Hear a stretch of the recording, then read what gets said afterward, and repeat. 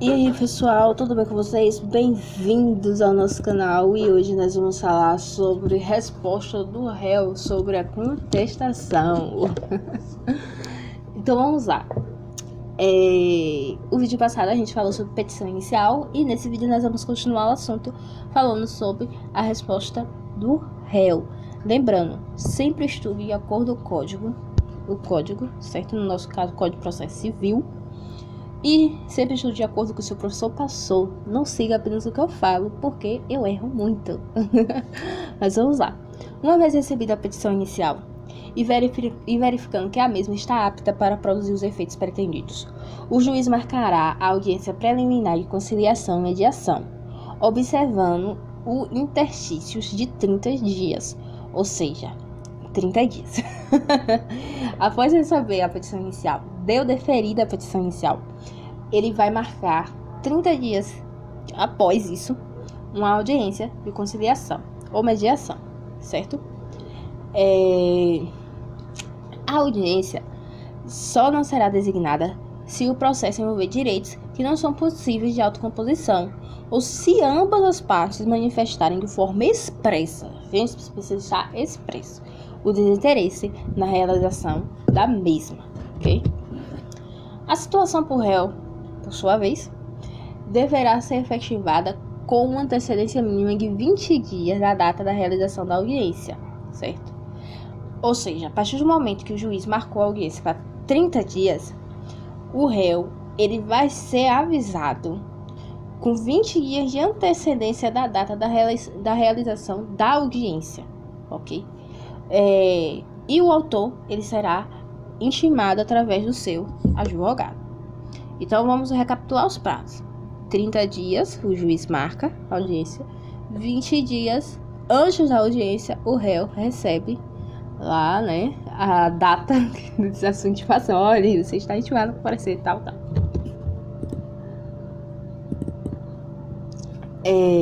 Chamar o processo quem ainda não faz parte do mesmo, receber essa informação de que você está sendo processado se chama citação, certo?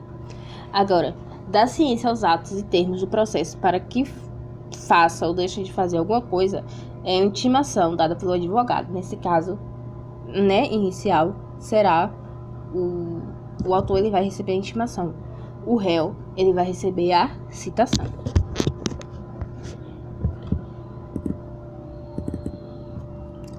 A ausência justificada, aí marcou.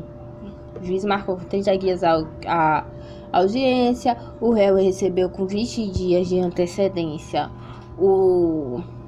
a intimação de que vai estar acontecendo essa audiência, certo? E ele não aparece, o autor não aparece, certo? A ausência injustificada de qualquer uma das partes na audiência preliminar de conciliação implica em ato atentatório à dignidade da justiça, podendo o juiz aplicar uma multa de 2% sobre o valor da causa. 2% sobre o valor da causa. Tá vendo? Se uma das partes não for lá para a audiência.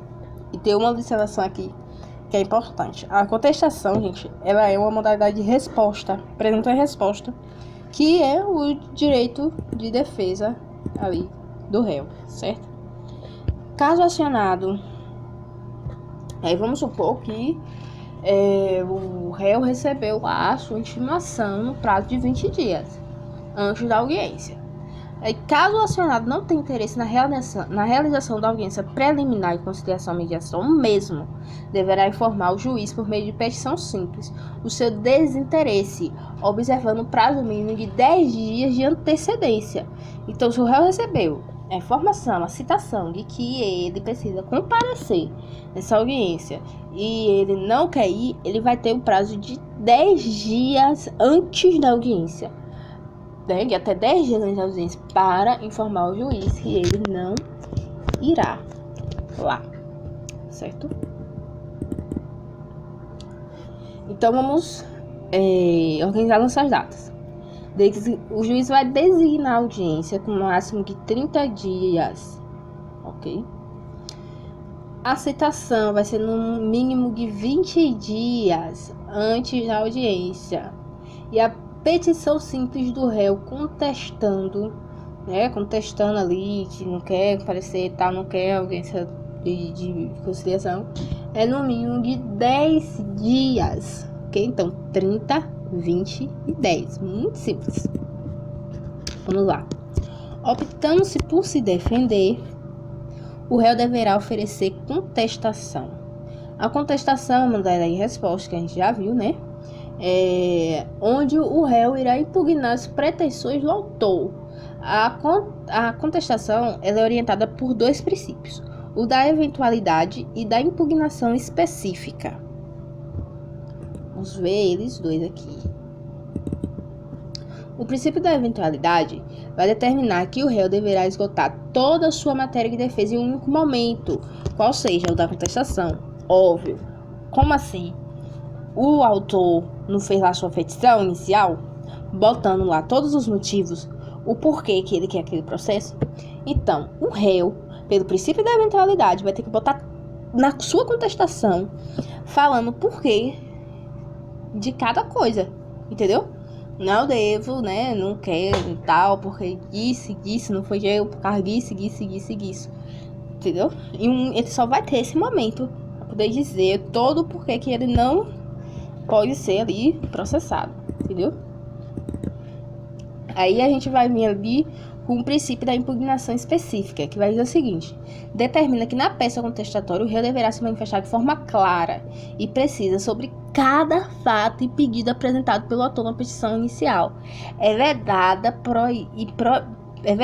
proibida a apresentação da contestação genérica. Eu já falei isso, né?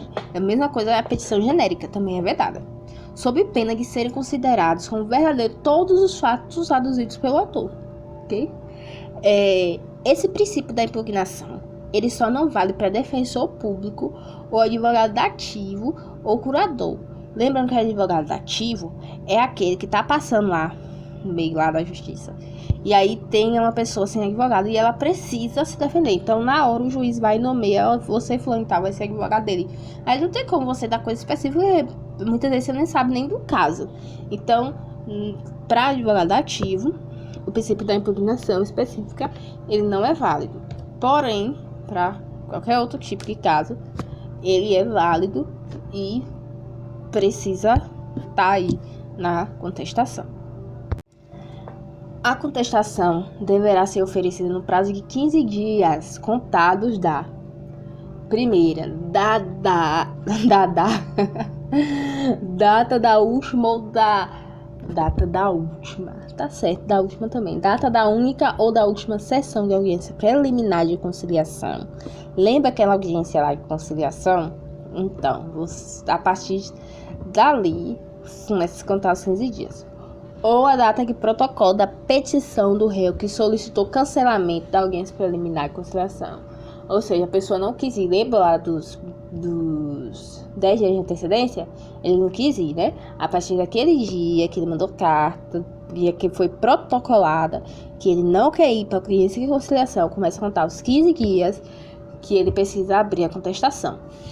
Ou da data da citação, conforme regras contidas no artigo 281 do CPC, quando a audiência não for designada e a citação tenha sido realizada para oferecimento de defesa. Foi a citação para oferecimento de defesa, você tem 15 dias para oferecer aí a sua contestação, certo?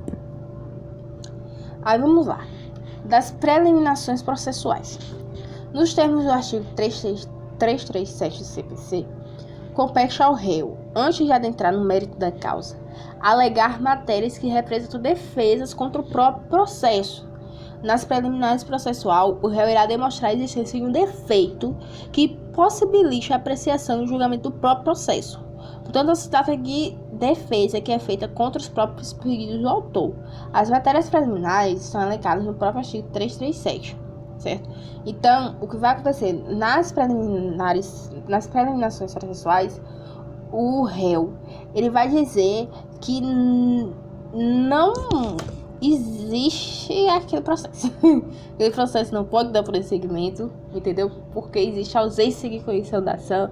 Ele vai dizer um bocado de coisa. Existe ausência de pressupostos processuais para que esse processo ele não continue, entendeu? Então, próximo, vamos falar agora da sentença e coisa julgada. Eu acho que ficou bem claro a contestação, é um assunto muito fácil. Até aí, né? Quer dizer, todo o assunto do processo civil é fácil. O problema é você ter tudo isso aí na mente. Mas vamos lá, sentença e coisa julgada, né? Sentir e sentimento que o julgador teve sobre a causa. Sentença é o ato praticado pelo juiz de cunho decisório que implica no encerramento da fase de conhecimento do processo comum ou que extingue a execução, né? Aí a gente vai ter sentença, recurso, trânsito em julgado da decisão, fase de cumprimento da sentença, certo? A gente vai ter aí todo esse cronogramazinho. Aí vamos lá, a gente vai ter a fase de conhecimento, que é a fase postulatória. A gente vai ter a fase probatória. Aí na fase de conhecimento, a gente vai ter a fase postulatória, a fase probatória, a fase decisória e a sentença. Na fase recursal, né, que é os recursos, a gente vai ter os recursos e o trânsito em julgado. E a fase de cumprimento da decisão, que é a execução formada, a gente vai ter a fase de cumprimento da sentença. Isso, né, bem nítido. O processo de execução, ele vai ter a citação, expropriação, a sentença e o arquivo, ok? Muito simples, é uma ordem que ela é bem lógica mesmo. Aí a gente vai ter aqui, ó, duas formas de sentença: a sentença determinativa e a sentença definitiva. A sentença determinativa é aquela que extingue o processo sem resolução do mérito. Como o próprio nome sugere, através da prolatação da mesma, o juiz busca terminar o processo sem definir a questão que estava ali sendo discutida. Em tais casos, o órgão julgador irá proferir uma sentença, alegando a existência de uma circunstância que o impediu de apreciar o julgamento, que o impediu de apreciar e julgar o mérito da demanda. Então, a sentença terminativa é aquela que não vai ter resolução de mérito. O juiz vai dizer que não teve existência, nada que o viesse a apreciar e julgar o mérito ali daquele processo, ok? Então, a sentença determinativa vai extinguir o processo sem resolução do mérito. Pronto, não se define uma questão, não tem questão definida, ok? Se encerra ali e acabou. Já na sentença definitiva, extingue o processo com resolução do mérito. Em outras palavras, significa dizer que através da mesma, o órgão julgador busca terminar o processo definindo a questão que estava ali sendo discutida. Então, na sentença determinativa,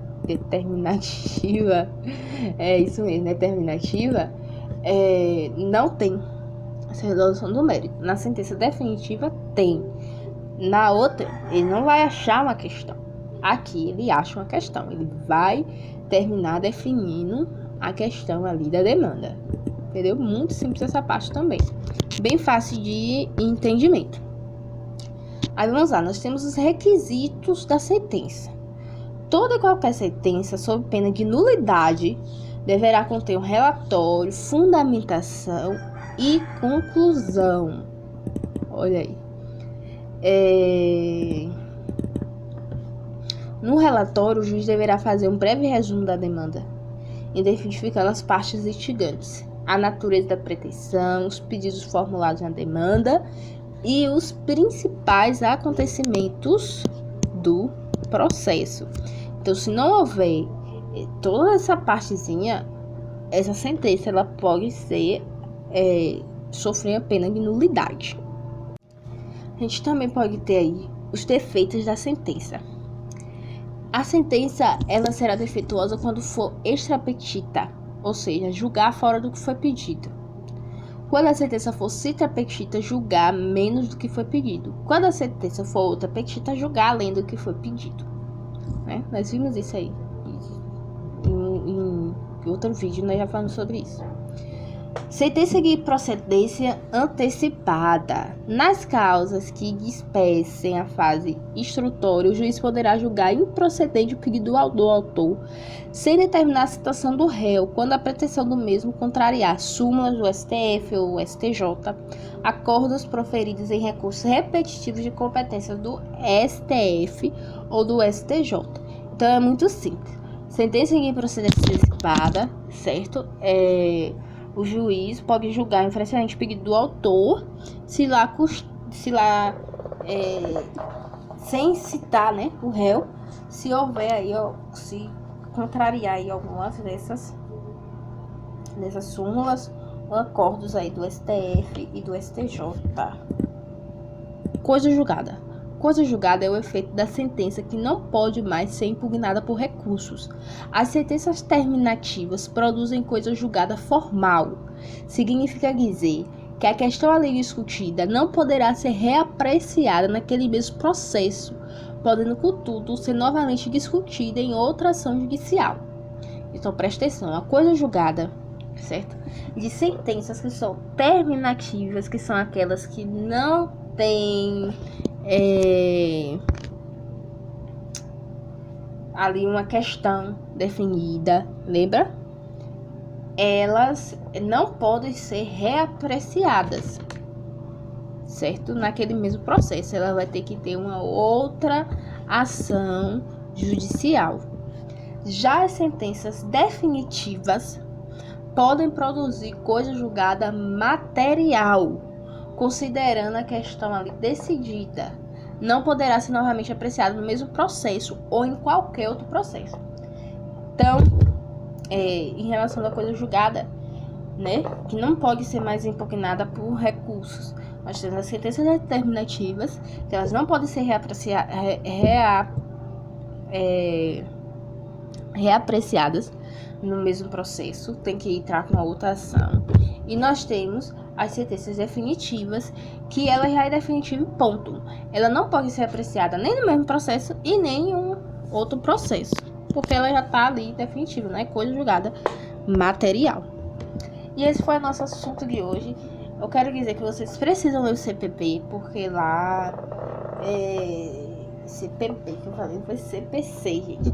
Porque lá vai estar melhor todas as coisas e vão ter coisas que eu não falei aqui, como explicando as fases e trazendo mais alguns requisitos de alguns assuntos que eu não trouxe aqui para o nosso vídeo não ficar muito longo.